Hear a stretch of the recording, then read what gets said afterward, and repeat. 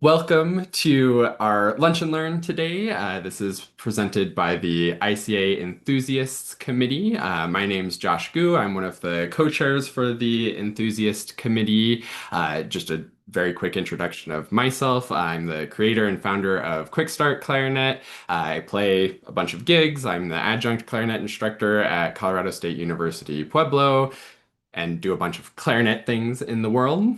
And I'm going to be sort of co-leading this with Lynne Snyder, who is a member of the Enthusiast Committee, who is awesome and is going to have lots of good stuff for you. Lynne is the clarinet and woodwinds coach and clarinet choir director at the California Institute of Technology, the director of the Los Angeles Youth Clarinet Ensemble, clarinetist with Opera Italia in LA, and is currently completing her DMA at the Thornton School of Music at USC. So also doing a lot of really cool, great stuff all over the place in the clarinet world, which is great. I also want to say a big thank you to Tish, who is going to be kind of our volunteer and our guinea pig to be guided through some of this practicing stuff as we look at the enthusiasts choir music for Clarinet Fest in Fort Worth. So thanks so much, Tish, for being here. Speaking of Clarinet Fest in Fort Worth coming up in just a few weeks now, the Enthusiast Committee, for the first time ever, is going to have a special prelude event that is going to be in person one day before Clarinet Fest proper starts, and actually a whole day and a half before. So Clarinet Fest starts Wednesday afternoon. Starting on Tuesday, we'll be meeting and doing a bunch of different workshops, kind of preparing you for Clarinet Fest. So especially if this is your first Clarinet Fest, this would be a great thing to get registered for, to kind of come early, get kind of acclimated. We'll also be working on rehearsing some of this enthusiast choir music that day as well as learning other learning techniques, practice techniques, and all kinds of stuff to prepare that really efficiently and effectively. So if you like this session, then you'll definitely love the Prelude event as well. Jessica just posted the link for that. It's just at the Clarinet Fest registration link. And as you're filling out the registration, there's a checkbox to add that on to your clarinet registration. So hopefully we'll see you there. We're a little bit over halfway full now and only have about 20 spots left. So if you're going to be at Clarinet Fest and you're interested in that and haven't registered for it yet, definitely check that out. So to start, for our kind of practice guidance and practice help that we're hoping to give you today, I want to start with a little bit of a mindset to preparing for something like this. This is, especially for kind of the enthusiast audience, a little bit different than how we normally have our concerts, where normally when we play in our community band, we get our pieces and we have 6, 8, 12 weeks of rehearsal on it, with rehearsals every week to kind of get acclimated and learn it and all of that good stuff. Whereas with this, we have 4 weeks out or so, we got the music, and then we're going to have two, yeah, two rehearsals plus a warm up at Clarinet Fest, and then we're going to be performing it, which is really fun and awesome, but also can be a little bit intimidating and overwhelming to prepare a whole concert of music in such a short amount of time.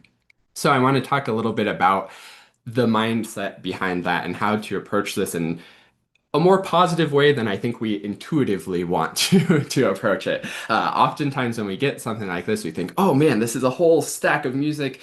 Oh, and it goes really fast, and I'm never going to be able to play this and accomplish this. And I just hope that I don't sort of embarrass myself when we get into rehearsals and get into the performance, which is totally understandable. This past year with one of my lessons, I told the student, I don't know why our brains can't differentiate playing music in front of people from being chased by a saber-toothed tiger, but it triggers the same kind of fight or flight responses when we have that performance adrenaline going. So we have to live with it, but we can work on our mindset to kind of guide us in the right direction. So as you're going to prepare something like this, what I would suggest is starting from the mindset of not, oh, there's all this stuff that's going to go too fast and I'm not going to be able to play and I'm going to embarrass myself. And instead approach it from the mindset of, I'm going to prepare as well as I can. I'm going to play as many notes as I can. I'm going to learn the music so that I don't get lost as we're going through the performance, but don't expect that you need to play every single note and play every single note perfectly. You're, of course, welcome to simplify some of the fast runs, just play downbeats, those kind of strategies, which we might be talking a little bit more about.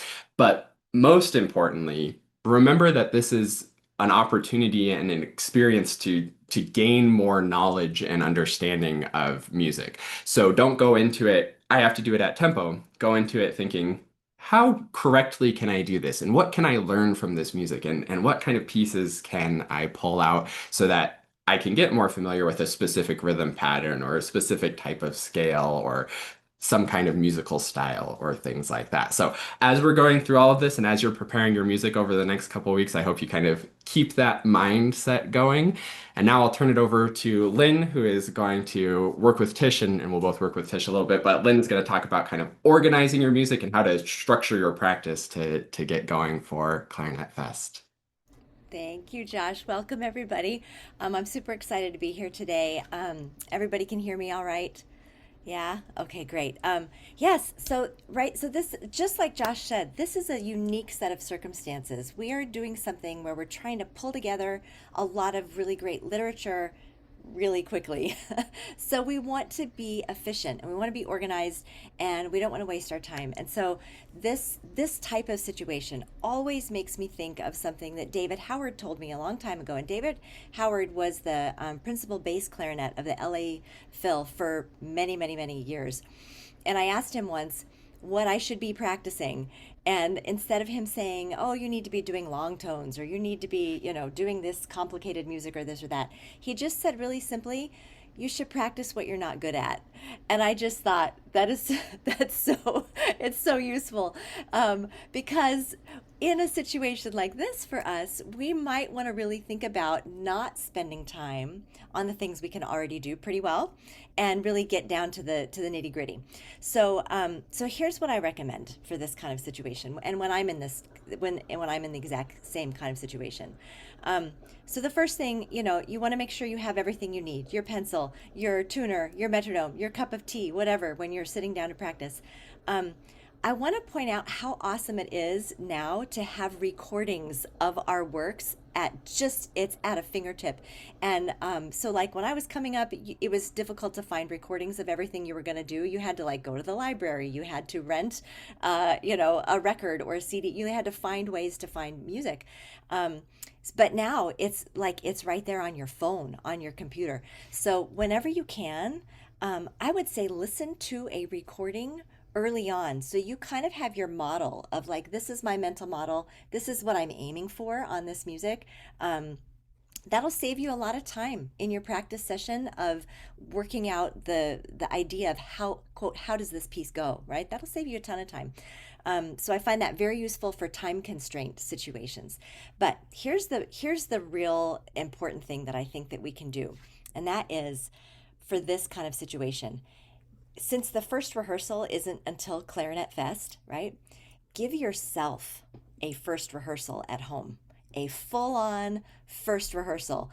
You've got your music, you've printed it out, it's on your stand. You run from the top corner to the bottom corner, repeats included, every single piece, right? Every single piece you give yourself a rundown reading. And the great thing is that while you're doing that, because you had your pencil ready, at the end of each piece, you're just going to put little parentheses around anything that tripped you up. Maybe it was, I saw the metronome marking here and I know that's going to go fast. Parentheses. This had some really high notes in it and I'm not fabulous at my high notes. Parentheses. This has tonguing. My tongue is getting slower and slower as time goes on. So parentheses around the fast tonguing part. So this is kind of like a game of like know who you are, right? I know my pitfalls. So for me, I'm going to be going back and looking for anything that would be like fast tonguing, right? That's tricky for me. Or anything that's going to be like, my breath, like I need to figure out where I'm going to breathe in this whole huge thing. So those would be my own personal, parentheses, right? That's where I'm going to do. So once you have your parentheses kind of figured out, you have now done the David Howard job of of signaling, what am I going to actually spend my time on? Things that didn't trip you up, save that for fun time, right? Save that for your fun time. And the things that did trip you up, then we're going to focus on that. So this enables us to organize our music in terms of difficulty instead of how we usually do, which is like, oh, this is Molly on the Shore. This is, we usually organize by piece. Like this is, I'm going to practice this piece. When you organize by difficulty, then you can say, ooh, this is by far the hardest thing on the whole concert. I'm going to practice that first. So that, and that's another great idea for practicing, is that the harder the thing, the earlier we start to attend to it. So those are the things that we can look at today. And the easier stuff, like maybe my breath marks, maybe I don't need to figure those out until right in the moment, right? Um, so that's a way of strategizing and organizing, like just thinking about difficulty, identify what's hard, put that at the top of the list, and then go from there.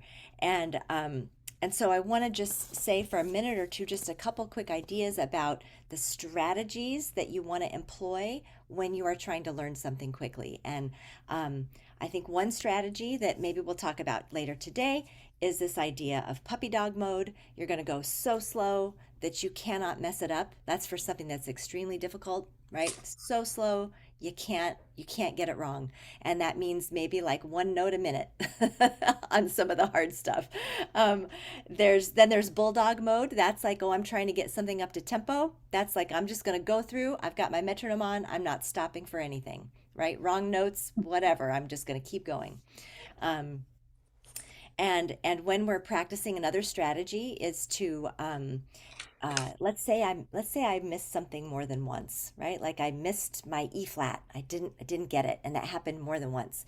Well, maybe I do need to write that in, circle it, do whatever I need to do instead of hoping that I'm going to remember, right? So we kind of reduce our cognitive load. Write in whatever you can write in. Um, and keep in mind that the more things we're trying to do at once, let's say something is high and fast and has funny tonguing and has a lot of weird accidentals, right? Now we're running all these programs in our mind. And as you know from your own computers, you can't have every window open and have the computer go as quick as it wants to. So feel encouraged to separate things out. It's like, oh, I'm just going to do the high part, but I'm not going to worry about the rhythm. I'm just going to worry about getting the notes out. Or, right? So we kind of take a little element of difficulty away and allow your brain to really soak it up. Um, Soak up the one thing that you really need to do.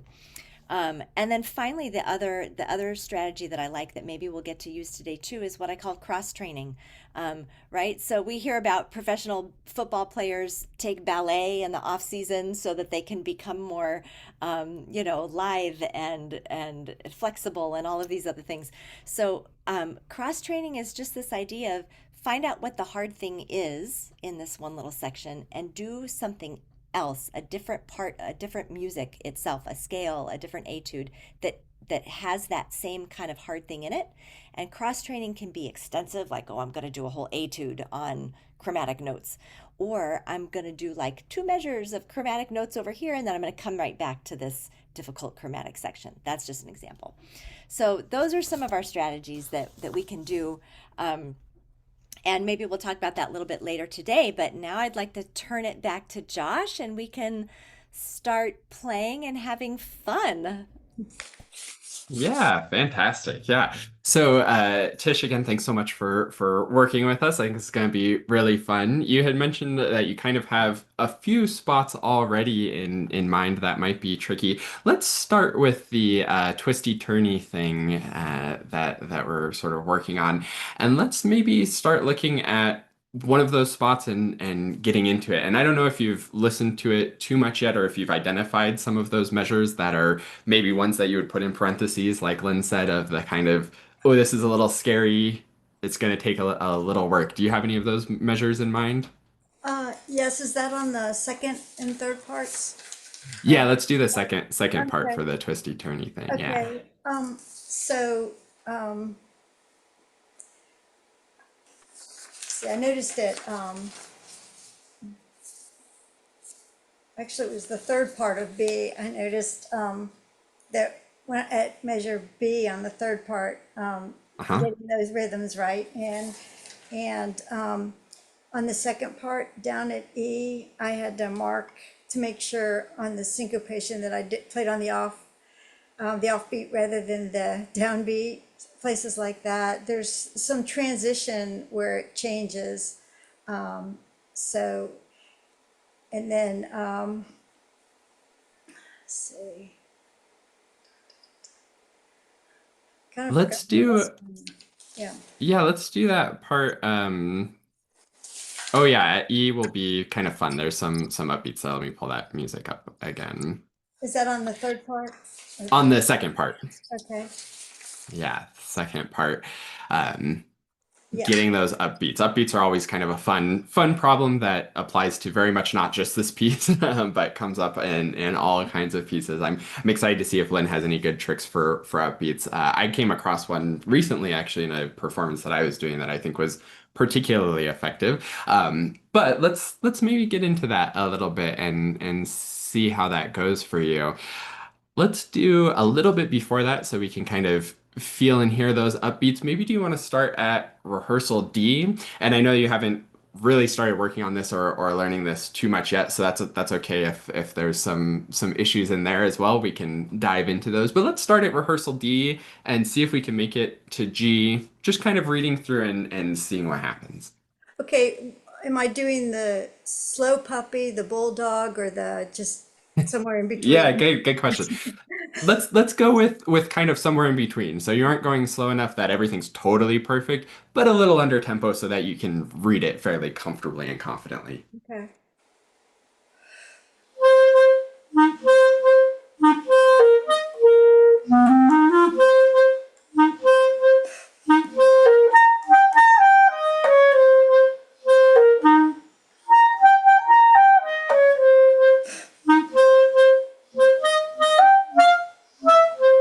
That's a part that's on the syncopated, so I'd have to look at that. Uh-huh.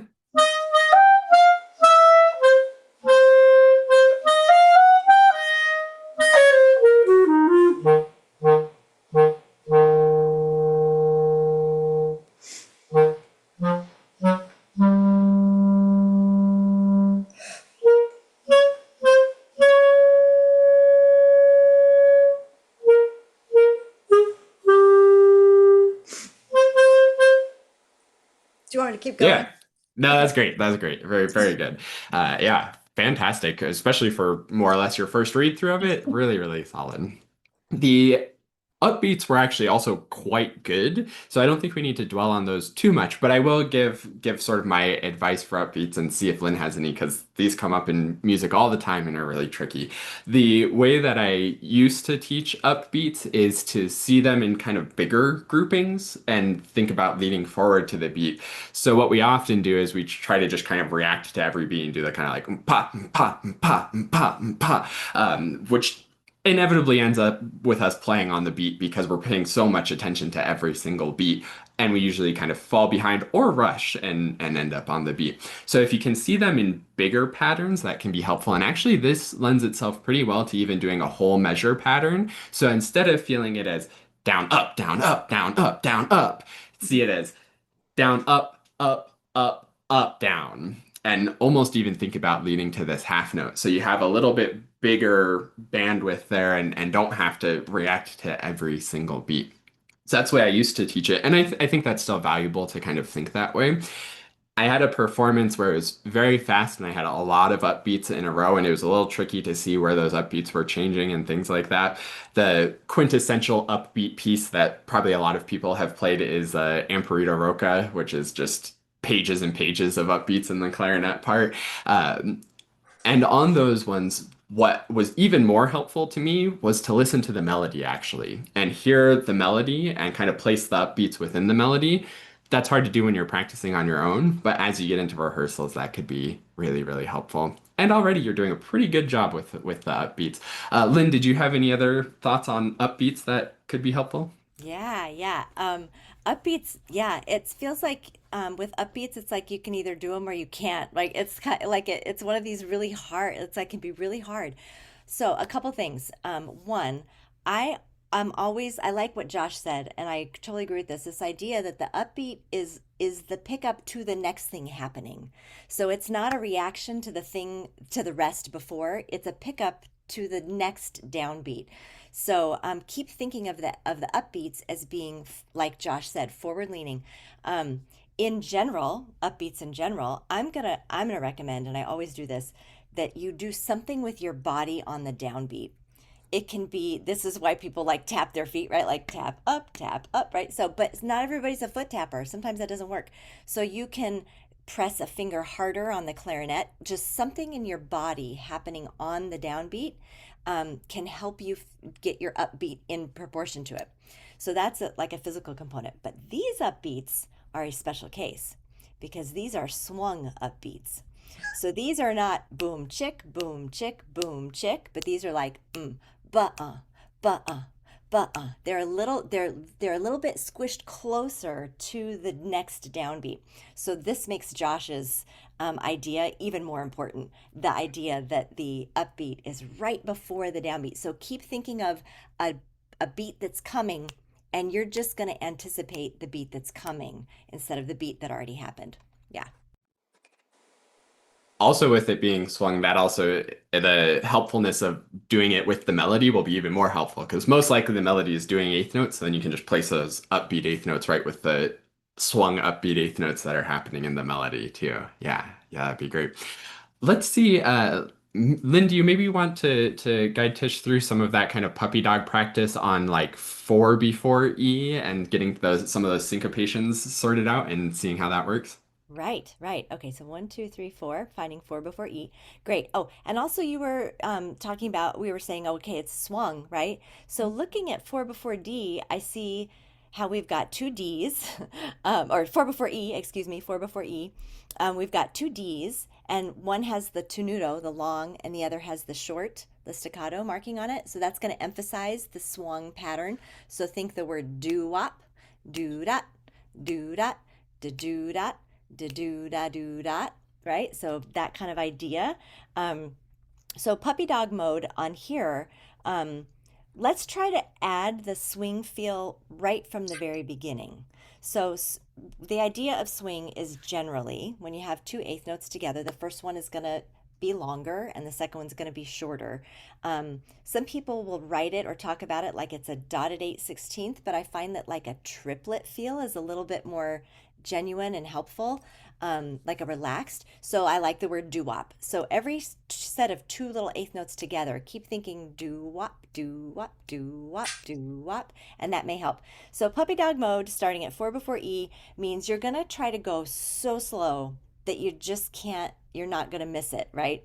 So what we'll do is we'll try it. You just try, you pick a speed going on in your head, you try it, and if we run into a snag, then we'll zero in, right? It's really revealing. It tells us exactly where we're having a little issue. So how about try a little slower than what you did before? So how about like F4 before E, like do up, da do up, da dee da dee da. Okay.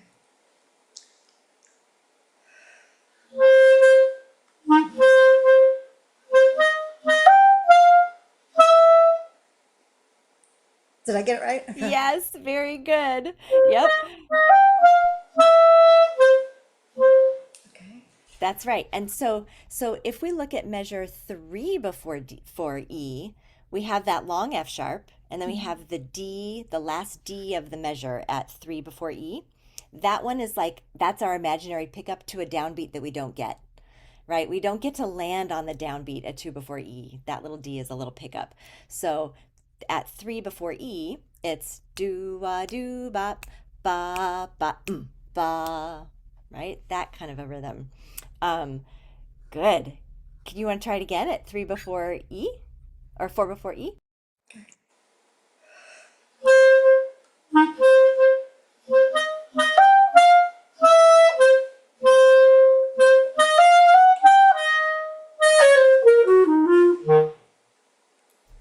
That was perfect. Oh, That good. was great. It's not totally intuitive. I need the slow puppy dog for that. Yeah, no, that was really, really good though. The thing, the sort of next step now that you have it correct is to make sure that that can kind of sink in a little bit more.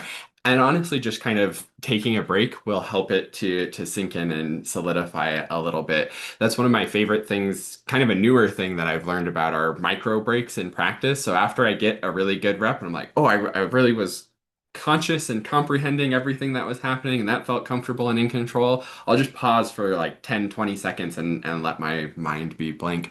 I also wanted to kind of talk about some of the sciency context behind this puppy dog mode and all of this good stuff that Lynn was talking about and identifying the specific sections too. So for me, the way that I kind of conceptualize practicing and learning, and this applies to all learning, is there's kind of three phases, which if you saw our online workshops, the enthusiast workshops, you kind of maybe know a little bit about these three phases of practice. But phase one is we have to get it correct and make sure we have the right information. Phase two, get it deeply learned so it sticks in our long-term memory. Phase three is be able to pull it out of our long-term memory, hopefully accurately. So puppy dog mode here perfectly correlates to that phase one of getting it correct, where you have to go slowly enough, small enough chunks, simplify it enough so that you can get it correct. And relating back to kind of the mindset stuff that I was talking about in the beginning, this is where you get value out of these pieces and doing an experience like this. Because if you're just panicking of like, oh man, I've never done swing before, and there's all these notes and there's accidentals and all this stuff, and I'm just gonna keep kind of banging my head against the wall trying to play it at tempo, then you don't learn a lot in the process. Whereas simplifying, going slow, doing smaller chunks in that kind of puppy dog mode helps you to really get it correct and start learning some stuff about how to play better. Then we have to get it encoded and let it kind of consolidate in our long-term memory, which we'll maybe talk about some strategies for that. And then retrieval practice. And with what Lynn was saying about kind of focusing on the hard stuff, but then also playing the easy stuff for fun. When we play the easier stuff and kind of run through it, that's retrieval practice. And because of our kind of previous experience and knowledge of music, you can have some stuff that you can just retrieve without having to learn it really deeply because it's similar enough to different patterns and things that you've done before, which is beneficial. Now that you've had some time to let that sink in, let's maybe try kind of a retrieval practice rep on this stuff before D, which again, that's phase three. And normally we would do a little more of phase one and phase two before we do that. But just for this kind of abridged demonstration of practicing, let's see how that goes. So Tish, if you want to maybe go back to letter D and again play, maybe get into the first few measures of E as well. And I want you to do this. Uh, Actually, no, I'm not going to say anything about sort of how I want you to do it. Just stay relaxed and play from D through the first few measures of E and kind of see how that goes as if you're playing through it, just enjoying it. Okay, and a little bit faster, is that right? You can go at the same slower tempo you were going. It's Okay, fine. then Yep. pay attention to 36 because I don't know if I'm supposed to swing there or not. Ah, yeah. Okay.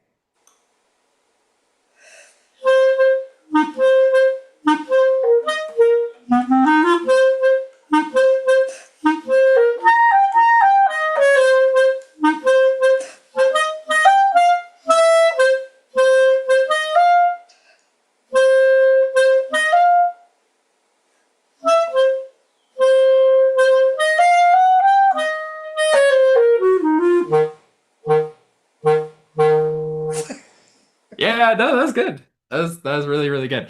Okay.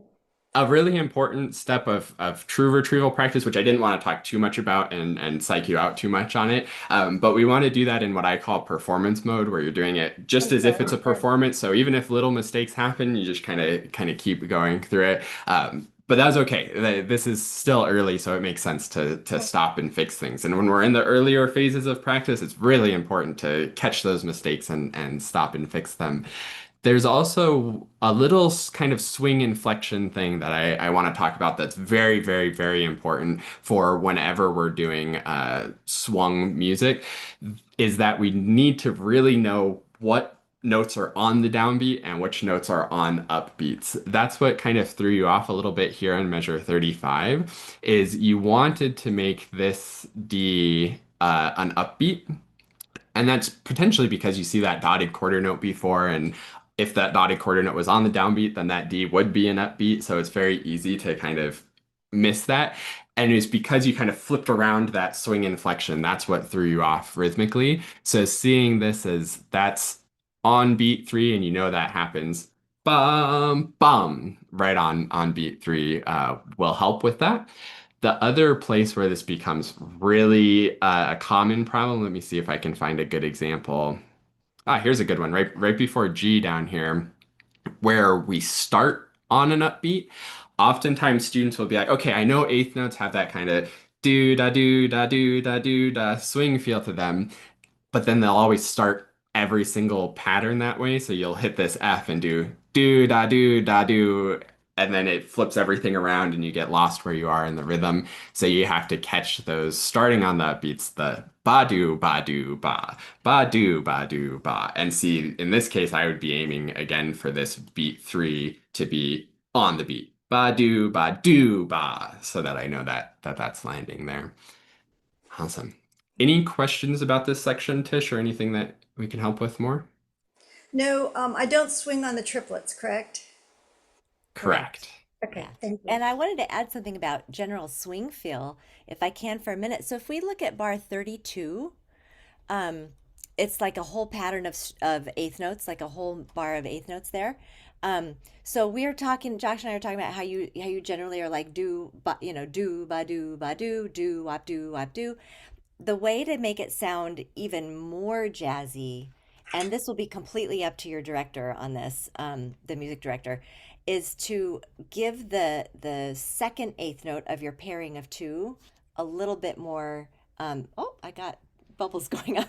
A little more accent or something. So instead of do, it's do wah do, like you kind of lean into the upbeat. That's a whole that's like the next level of coordinating our stuff, and it's definitely going to be something that either the director will ask for or not. But if you're wondering, like if you're swinging something and you're like, why does it quite not quite sound still yet like jazzy, it could be that if we're leaning too hard on the downbeat, on the do's instead of the wahs. Thank you. I think it'll help just to practice doing that with a few measures, and it might spill over into the rest of the piece. Thank you. Yeah, fantastic. Let's see. I think next, do we maybe want to go on to Molly on the Shore and take a little look at some of those tricky bits as well? Perfect. So let's look at the first part on this. I think it has a lot of actually a lot of the stuff that's in the first part also comes up in all the other parts as well. So it'll be a good one to kind of catch everything. Uh, let's see, Tish, do you have any spots in particular on this one that you've been really concerned about or are top of mind for you? Well, so just because I don't read well in the really low range, I measure 12 to 13, that jump going down there, and it was out of pattern because that's a transition. It does something different. So when it went away and did something different, and then in measure 16 to 17, I'd circled that. I need to work on that because that's another down in my not so great range that does something different than the melody. And then things change up a little bit at measure 42, that down there. And then I would need to work on the chromatics. I circled in the middle of that, measure 45, where the chromatic pattern switches. And sometimes it's easy to just go on autopilot on chromatics for me and not actually be reading the notes, especially if this is going to go really fast. So, but Yeah. I haven't, I, yeah, I haven't, see, it's in two flats. Okay. Yeah, and I Yeah. would need to pencil in some of the key notes and stuff, the flats in some places, especially if Yeah. there's an A flat thrown in or something. Yeah. Yeah, yeah, good. I like that you're kind of talking about where it changes and kind of those transition points. Those are often ones that kind of get parentheses where you're getting in a groove and it feels good, and then all of a sudden it changes, and those are the things you have to watch out for sure. Let's try playing the beginning, and maybe we can talk a little bit about some contextual interference and some kind of phase two of practice on something like this. But let's see how it's going for maybe the beginning up to 19 to start. Okay. Do you want me to just play it through just to see how I do, sort of thing, and Yep. keep Yeah. moving if I make a mistake? Yeah. Yeah. Am I doing this in two? Yes, that's a good question. Yeah, this will most definitely be conducted in two. Yeah.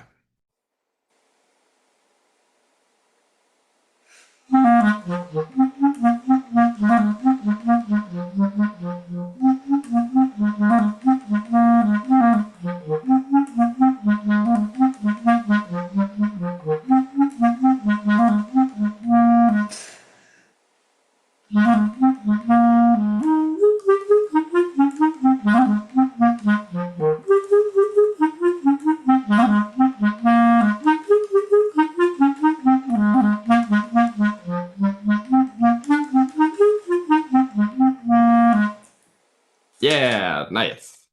Fantastic. And yeah, good catch on that one E flat. That's good, good. There's so many good things to work on here. I have like 100 ideas popping up as you're playing. One is I really like how when you make a mistake, you go back a little bit before the mistake to fix it. So often we'll play like maybe say for example you played a B natural here instead of a B flat, which didn't happen, but say that that was an example mistake. Oftentimes we'll play that B natural and be like, oh, that was the wrong note, play a B flat and then go on.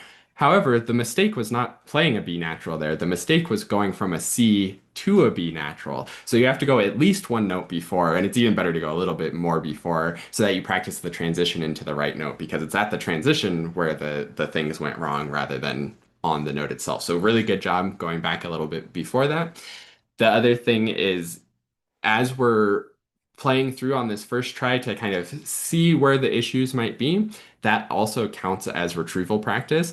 And you might not have all of exactly the right information in there to be retrieving. So we want to be careful that we aren't retrieving too many mistakes and getting those anchored in there. But it's still valuable to get that practice. And especially when we have a lot of music to prepare in a short amount of time, kind of the more early we can start doing retrieval practice and the more retrieval reps that we can get, the better. Now, on this particular pattern, this is something where it's repetitive enough that you can get really kind of lost in it, where you have that situation of, well, I can play the first repetition pretty well, and then by the third or fourth repetition, it starts getting all tangled up and getting kind of lost.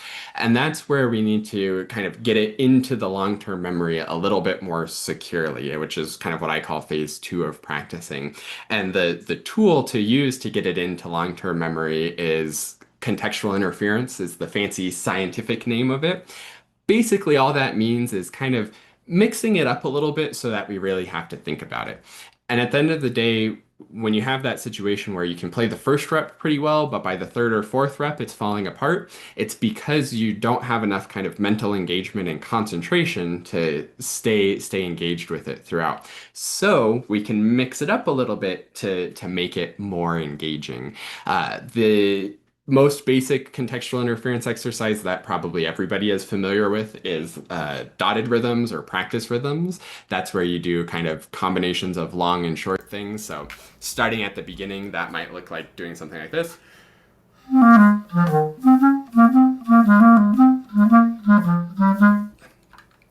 which is kind of swinging it, which we were just talking about swinging. So that makes you have to think about it a little bit more. Oftentimes, the kind of swung pattern or the long short pattern gets our brain engaged a little bit more, but for really good contextual interference, we want to have to really think about it. So maybe doing it, I'll try doing short, long, long, short for my pattern and see how that goes.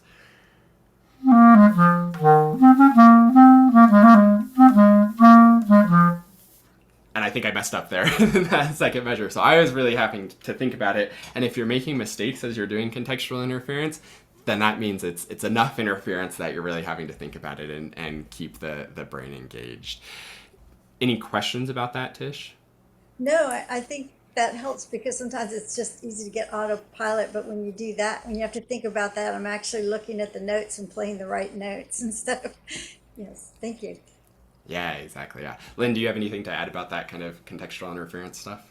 Yeah, yeah, just that idea that like this is like Molly on the Shore is a prime example of one of these pieces that has it, like we were saying, a repeated figure, and you kind of like I'm sure you've experienced this before. It's like you kind of get hypnotized a little bit. You kind of like it gets a little, you get a little zoned out. And so part of it is just reminding yourself to stay in this moment, and like Josh said, that contextual interference is really going to help you stay with what you're on task, like mentally on task, right? Because so much of what we do is just thinking the right thing at the right time, right? Just it's like we can do the notes, we just need to remember to think the right thing before we do the right notes.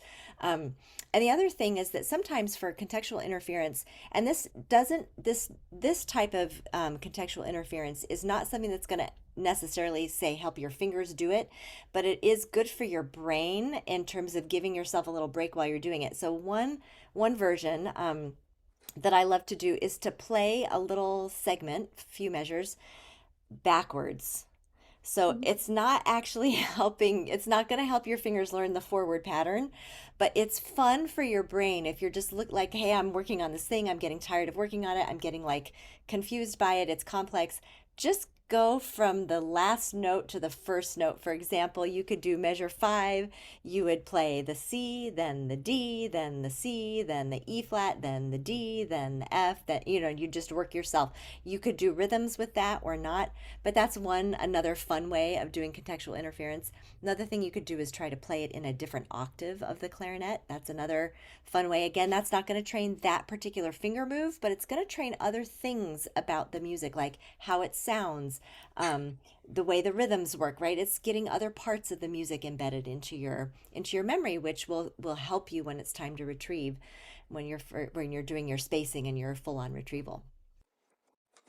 There's a few other really basic exercises that also count as contextual interference, but you might not think of it that way so much. One is actually just doing it with the metronome.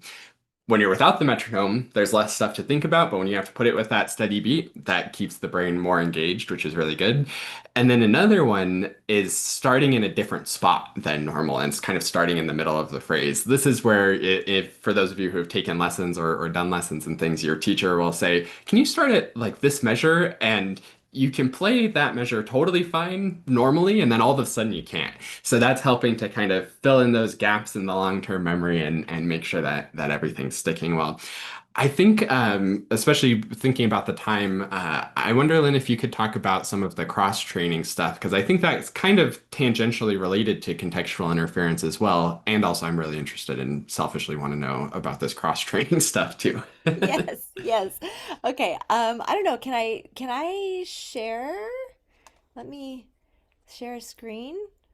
Let me, I might have to make it so you can. Let me Okay. see. While you're figuring that out, I'll just talk a little bit. So cross training, for me, it's this idea that there are certain skills that, like for example, Molly on the Shore has a triplet, right? It has a little triplet in there that shows up every once in a while. So we want to make sure that the triplets are really triplety, and that they don't turn into like 2/16 plus an eighth. So they are definitely strawberry, strawberry instead of grasshopper, grasshopper, or hopper, grass, right? So the rhythm is definitely really rounded as a triplet. So that isn't unique to Molly on the Shore. That's a thing you can get good at on something else, right? Like you can find other music that would allow you to do that. So let me see. Excellent. Okay. I have so a great triplets cross training would be. Can you see this? I can't. Yeah, or is it showing? This is a Yep. little excerpt. This is the first page of the Behrman.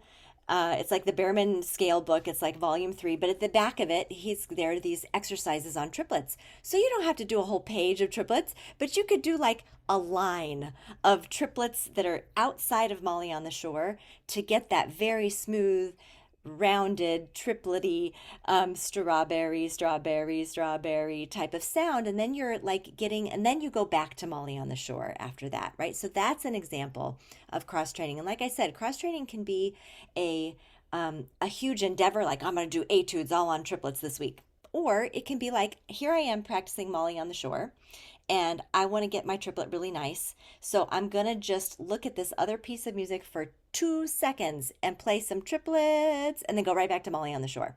So it can be just a real quick interval thing that you do. It's kind of like an isometric exercise that you stop and do for a moment. Let me see if the other one that Molly on the Shore has is a bunch of tonguing, right? So our tongues are going to be a little weary by the end of it.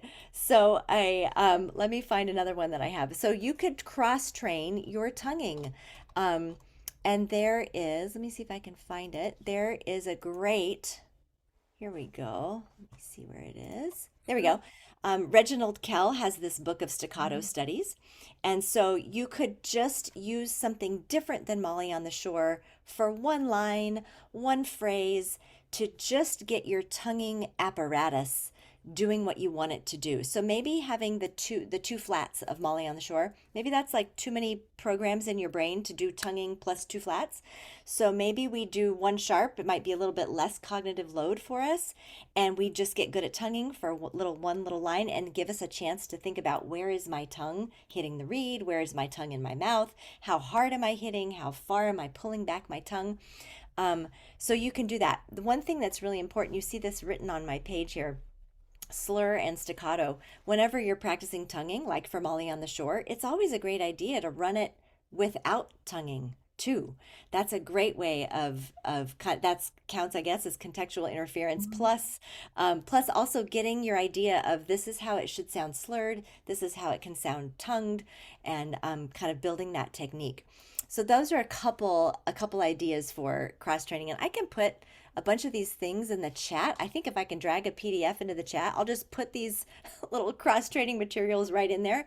Um, and they're just little excerpts that kind of pertain to various things from our music. I remember the twisty turny thing has a lot of chromatics. So anything that's chromatic scaly is going to be great cross training for that. So I'll just see if I can drop these in the chat right now. Yeah, perfect. And that, again, how it kind of fits into the contextual interference idea is that you aren't quite doing exactly how it's written, and you have to think a little bit different, and keeps the practicing more engaging. A not scientific idea that I have when it comes to learning. I think it's kind of sort of loosely supported in science, but I kind of have my own terminology and model for how it works that may not be actually how it works at all. So take it with a grain of salt. But the way that I see this learning, I call it kind of encoding layers, where we have kind of the neural network that we're learning. Say for Molly on the Shore, that network is be da da da da da da da da, and that's kind of that one pathway that we're strengthening. And of course, you can strengthen that pathway by doing a million repetitions. And if you had a year to prepare this piece, you could do a million repetitions on that and really make that a strong neural network that's going to be really reliable. Or we can kind of supercharge the process by adding kind of adjacent neural networks. And this is kind of my model of why I think contextual interference works, is because you're having to think about it, so your brain is engaged, but you're also building these kind of neighboring networks that help strengthen the initial one. And that's exactly what's happening in cross training, is you're building up the triplet encoding layer, and you're really comfortable with triplets. So now you can access that kind of neural network as you play the Molly on the Shore. And again, I don't know if this is actually how the brain works, but that's how I think of it for, for learning purposes. And cross training is scientifically supported, so we'll take that. Right. It's Um, kind of part of like the transfer concept, right? We have transfer of when you learn how to do a thing, your brain will automatically help you transfer those skills to other things you're trying to do. Yeah. yeah, fantastic. Let's see. Tish, do you have other questions? Or yeah, go for it. Oh, so I should know this, but at measure 63, are those grace notes before the beat or on the beat? They're before the beat, Yeah. right? Is that right? Okay. Yes. Or Yeah. before the upbeat, if in that case. Yeah. Yeah, all of these are on the beat, but yes, they're before the beat. Yep. Okay, all When right, it comes to that beat later, yes, before that beat. Yep. Yep. okay. Yep. That's a good question. That's a common question, and I'll put out the disclaimer that like almost always the grace notes are before the beat. It's fairly rare and pretty much only in older music where the grace notes are on the beat. It's one of those questions that gets asked all the time, but is almost always not necessary to ask because it's almost always before the beat.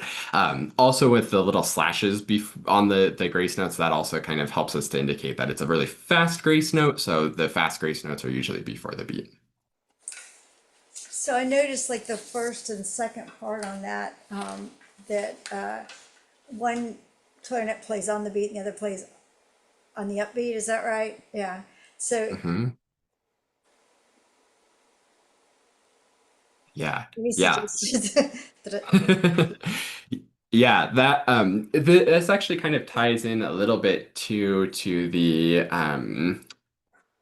those repeating patterns that at the beginning and not getting lost in the pattern. And I think it's really helpful and important, especially for a first rehearsal, to really lock into your rhythm.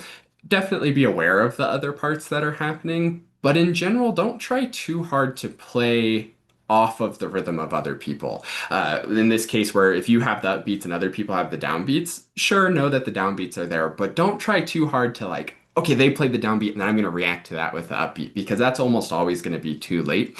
So instead, what I like to think about in ensemble playing is hear the other parts that are happening, and I want to kind of like deduce or extract the pulse from the parts that I'm hearing, and then I play with that pulse. So I'm not ignoring everybody and just like doing my own thing with my rhythm, but I'm hearing the pulse and really focusing on playing with the pulse. So on these kind of upbeats, when the other parts have the downbeats, don't be like, well, I know the composite should be bum bum bum bum bum bum and try to fit into that. Instead, think, I know I play on the upbeats. I'll hear the downbeats and feel that pulse and place my rhythm really well. Same thing goes for the beginning here, where it's easy to get kind of lulled into that false sense of security of, okay, I'm just going along with this pattern. And then all of a sudden the pattern changes at 12 or wherever that first changes, and then you're lost and everything falls apart. But instead, if you're focusing on the rhythm and kind of playing a beat at a time,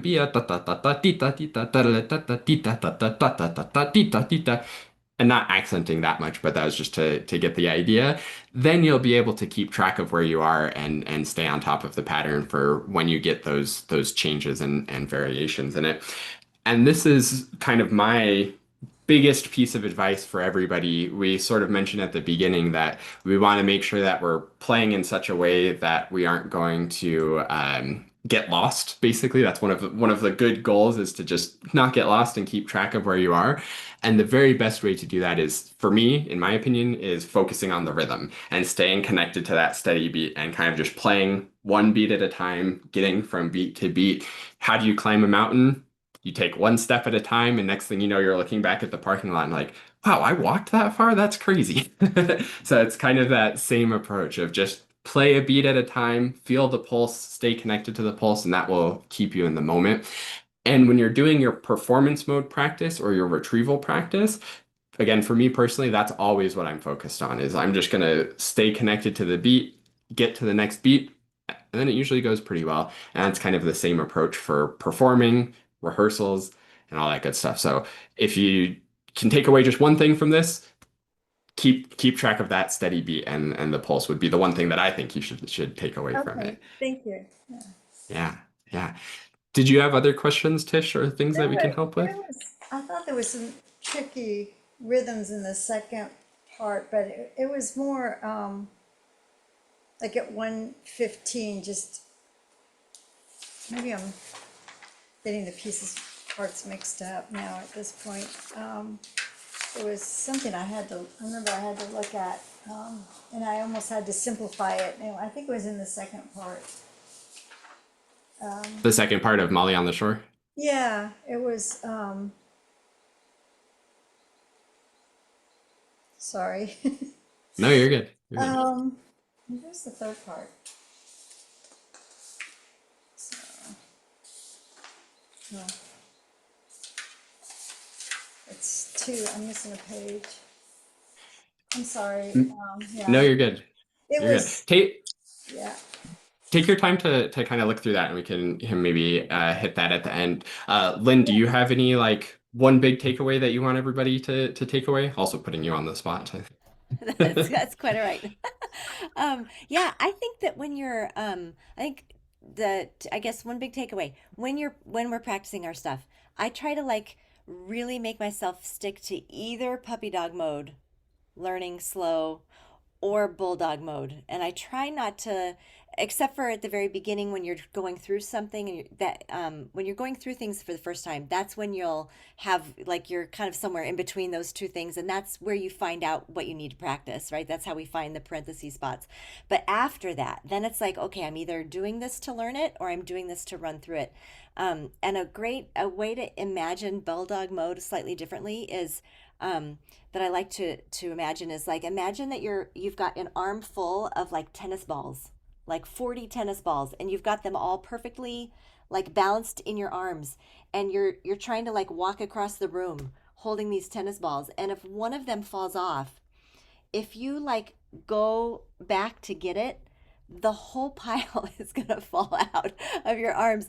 So I try to like carry the get those tennis balls across the room. That's bulldog mode. Like you just can't go back for any mistakes. You just got to keep marching across. Yeah.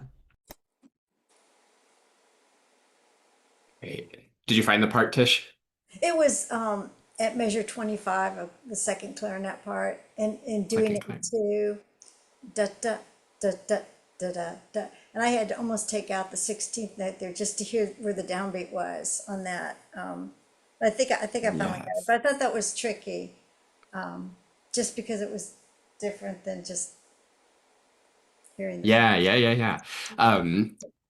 Let me give a super brief rhythm rundown on this that I think is helpful. So when it comes to these tricky rhythms and rhythms that don't come automatically, we always have to kind of break it down and see how it fits into the beat. So first we have to identify where the beats are, and if we're thinking in cut time, so we have a beat there and then a beat there. Okay, that measure's not too bad. And then beat one. But now identifying where the second beat is, that gets a little tricky and a little wonky in there. So we could break it down in different ways, but for the sake of time, I'll just give you the answer that the second beat is there. So then what we need to do is see, okay, how does this rhythm actually fit into that beat? So seeing the first note with the beat, that's easy and straightforward. And then this eighth note can be tempting to think like, okay, I have to play a quarter note and then an eighth note rest and then play an eighth note in cut time. When you which is really tricky to kind of pull that out of thin air. Instead, if we see, oh, this is 1/16th subdivision, 1/8 note before beat two, and think about it leading to two, one, a two. That's a lot easier. And then I can see this is on the and of two, and then this is the 16th note pickup to this beat one. So now I know how that kind of fits together with the beat where we have bum, ba dee yum ba da dum, bum, ba dee yum ba da dum. And knowing how it relates to the beat is the important part. And yeah, absolutely, you can simplify it in different ways. Take out the 16th notes, just play these, that kind of two, and then add in the pickup, a two, and one, and start kind of building out from there is a great way to break that down. But that was my super quick rundown. I think we're basically out of time, but let's see if there's any other questions and ask what tempo will we be playing, Molly. I think that's TBD. I don't know what Marilyn Woodruff, the conductor, what she has in mind. And I imagine she'll have some flexibility depending on how the rehearsals go too. I don't know, Lynn, if you have any insights on what you think how it'll go tempo wise. Yeah, I don't know. I would, whenever I kind of don't know a tempo, I try to get it kind of worked up at couple different tempos, including one that I think is way too fast, just in case, because it always feels good to slow it down. Yeah, that's a great strategy. Awesome. And I don't see any other questions in the chat. Tish, do you have any other questions? I don't know if we're out of time, but on Fantasia, there was a air only stagger breathing, blah, blah, blah. I wasn't Yes. sure. And would this be taken in four too? I mean in eight, this piece. 'Cause Yeah. Is this the the Red River Valley It Fantasia? is. Yes. Yeah. The first two lines Hmm. has a interesting. It's a slow four, like you're in slow, a slow four. And Yeah. okay, and then the hold clarinet 2 inches from lips and blow gently between the reed and mouth. Yeah, so the breathing effect on here, the instructions are pretty good. So if you kind of follow the instructions, it'll should make sense. The couple things to know or to notice in this is that you're going to change notes every time you need to breathe. You can breathe whenever you need to, stagger breathe, of course, but you'll change what note you're doing on the breaths.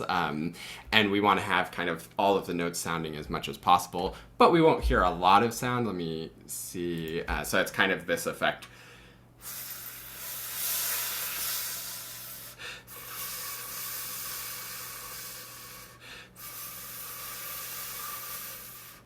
So you can hear how there's like a very, very, very subtle amount of pitch, but I'm sure we'll go over that in rehearsals and get more clarity on exactly what Marilyn wants on those too. But yeah, has been fantastic. Lynn, do you have any last thoughts or ideas or anything that you want to share?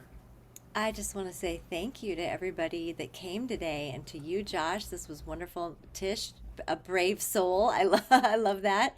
Right? And Jessica for helping organize all of this in ICA. Yeah, thank you, everybody.